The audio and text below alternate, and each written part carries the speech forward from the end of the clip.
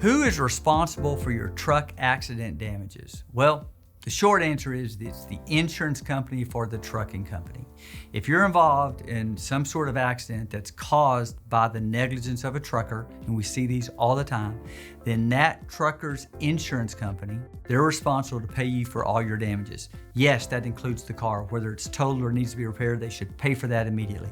But it also includes your physical damages, what it takes you to get back on your feet, which normally requires going to the doctor. Sometimes it means having a surgery, then physical therapy afterwards, just depending on your injuries. So it's all your medical care, past and what you'll need in the future. It's your lost wages. Typically, you're gonna miss work after a truck accident. You're gonna not be able to go to work because of the extent of your injuries. Just going to the doctor takes time. The doctors are open normally during the same hours that you're working, so you're gonna miss time away from work going to the doctor. And so lost wages, both in the past and the future, are recoverable. Pain and suffering, that's a big component. What you went through, the pain that you experienced, usually that's told through both our client and through the medical records. But the pain and suffering is a real component of your injuries.